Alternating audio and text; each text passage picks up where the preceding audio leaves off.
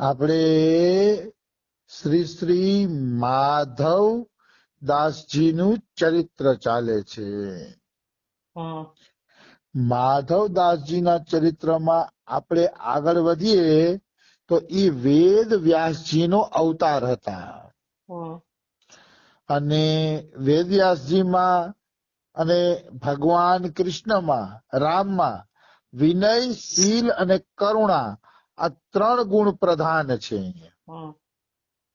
વિનય, શીલ અને કરુણા. તો એમાં વિનય અને શીલ ચરિત્ર ઉપર આપણે રામજીના પ્રસંગ લેતા હતા, પછી કરુણાનો પ્રસંગ આવે છે. તો કરુણામાં આપણે ગીધનું ઉદાહરણ લીધું હતું. આપણે એમ થાય કે આ ગીધને રામે આવડી મોટી ગતિ આપી અને ગીધને રામજીએ પોતાના પિતાનો દરજ્જો આપ્યો. મતલબ પિતાની જે અંતિમ ક્રિયા કરવાની હોય એ બધી અંતિમ ક્રિયા રામે દશરથની ન કરી શક્યા, પણ ગીધની કરી. જટાયુની અંતિમ ક્રિયા કરી. આનું કારણ શું? તો કે આનું કારણ એવું છે કે એક વખત દશરથના ઘરે જ્યોતિષી આવ્યા હતા. તો એ જ્યોતિષીએ દશરથના જ્યોતિષ જોઈને કીધું કે દશરથ, તમારા રાજ્ય ઉપર શનિનો પડછાયો પડવાનો છે. આ કથા મેં પદ્મ પુરાણમાંથી વાંચી છે કે તમારા રાજ્યમાં શનિનો પ્રકોપ થવાનો છે. કોઈ પણ રીતે શનિને હટાડો. જો શનિ આવી ગયો તો તમારું આખું રાજ્ય દુખી થઈ જશે. તો દશરથે વિચાર્યું કે ભાઈ આવું તો ન થવું જોઈએ. એમ દશરથ તો બળવાન મહાપુરુષ હતા. એમ જે રામના પિતા હતા એ કોઈ થોડા સાધારણ હોય. એટલે એને એમ થયું કે આવું તો ન થવું જોઈએ. એટલે એને રથ તૈયાર કર્યો. રથ તૈયાર કરી, તીર કામઠા તૈયાર કરીને શનિ પાસે લડવા ગયા કે શનિ આવે એ પેલા શનિને ખતમ જ કરી નાખું. ન રહેગા બાસ ન બજેગી બાંસુરી. શનિને જ ખતમ કરી નાખું તો પછી શું રહીએ. એટલે પછી દશરથ રાજા શનિ હારે લડવા ગયા તો મહાભયંકર અહીંયા યુદ્ધ થયું. યુદ્ધ થયું ને એટલે શનિદેવ દશરથ ઉપર ભારે પડવા માંડ્યા. આમ તો દશરથ રામના પિતાજી હતા એટલે એવું નથી કે એને કોઈ હરવી શકે, પણ એક મર્યાદાના કારણે જો દેવતાઓ માનવથી હારી જાય તો દેવતાઓની મર્યાદા નષ્ટ થઈ જાય. એટલે મર્યાદાના કારણે દશરથ રાજા હારવા માંડ્યા અને શનિએ એક બાણ એવું માર્યું દશરથ રાજા નીચે પડવા માંડ્યા. નીચે પડવા માંડ્યા દશરથ રાજા તો જટાયુ આવીને એને ઊંચા કરી જાય છે. જટાયુ એ દશરથ રાજાને પાંખ ઉપર બેસાડી લીધા અને જટાયુ એને શનિ સામે લઈ જાય છે. પછી શનિ હારે યુદ્ધ થાય છે. દશરથ રાજા જીતી શકતા નથી એટલે દશરથે નક્કી કર્યું કે આપણે શનિદેવની સ્તુતિ કરવી જોઈએ.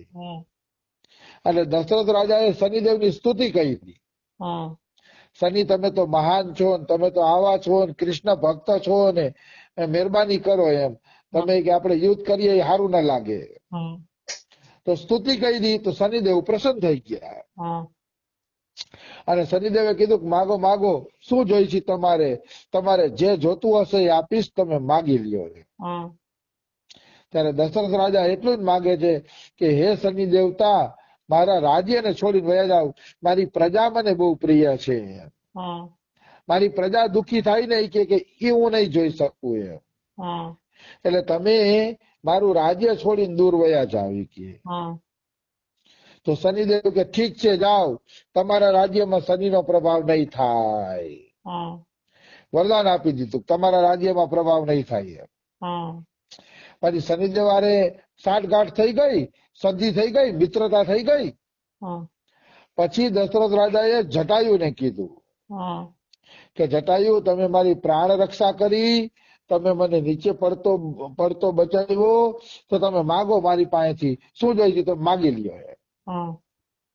જટાયુ કે મારે તો કઈ નથી જોતું, તમારા જેવા દશરથ જેવા મિત્ર મળી ગયા, બીજું મારે શું જોઈએ. તો કે ના ના, કઈક તો માગો. કે મારે આપવું છે, તમે કઈક માગો. ત્યારે દશરથ રાજા એવું માગે છે,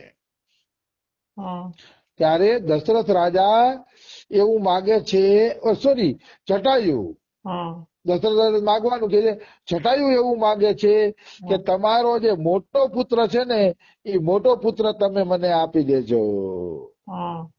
મતલબ તમારા ઘરે સંતાન થાય તો પહેલા નંબરનો જે મોટો દીકરો છે એ મોટો દીકરો તમારે મને આપી દેવાનો, એ મારો દીકરો હવે કે.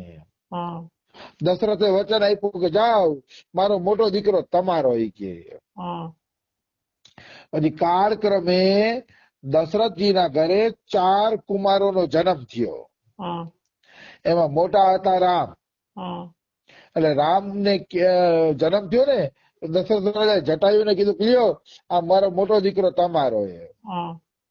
તો જટાયુ શું કહે છે, અરે મહારાજ મારે તો જંગલમાં રહેવું, મારી પાસે કુટિયા નથી, કઈ નથી કે, તો એક કામ કરો કે આ છોકરાને તમે જ રાખો કે, પણ મારી ધરોહર માનીને રાખો. છોકરો મારો છે એમ માનીને તમે રાખો કે તમારી પાસે, અને જયારે મારે જરૂર પડશે ત્યારે હું માગી લઈશ કે.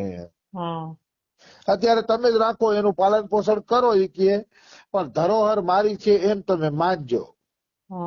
તો કે ઠીક છે. જટાયુ એ પછી છોકરો લીધો નહીં રામજીને.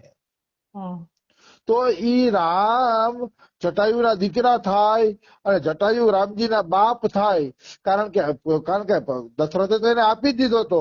એટલે હવે તો જટાયુનો જ રામ હારે પિતા પુત્રનો વ્યવહાર રહે ને. એટલે વાસ્તવમાં રામ જટાયુના પુત્ર સમાન હતા, પિતા સમાન. એટલે જટાયુ મર્યો ત્યારે જટાયુની બધી ક્રિયા રામે કરી, અને આ બાજુ દશરથના મોટા દીકરા ભરત હતા એટલે એની ભરતે ક્રિયા કરી. પેલા રામનો જન્મ થયો એટલે એ જટાયુના દીકરા થઈ ગયા. પછી લક્ષ્મણનો સોરી પછી ભરતનો જન્મ થયો. હા, એટલે ભરત દશરથના દીકરા થયા એટલે દશરથની ક્રિયા કરી, અને લક્ષ્મણ અને શત્રુઘ્ન જુડવા છે એ પાછળથી થયા છે. એટલે કહેવાનો ભાવ શું છે કે જેનો દીકરો હતો ને એને એની ક્રિયા કરી દીધી. પણ આનો અર્થ એવો નથી કે રામ દશરથના દીકરા નહોતા એમ. આ તો એક એને વચન આપ્યું હતું, એ વચન ખાતર આપણે કહી શકીએ કે જટાયુની પિતૃ બરાબર ક્રિયા કરી તો બરાબર કર્યું એને. આવી કથા આપણા શાસ્ત્રોમાં વાંચવામાં આવે છે. તો કહેવાનો ભાવ શું છે કે ભગવાનના દરબારમાં જે થાય છે ને યોગ્ય જ થાય છે.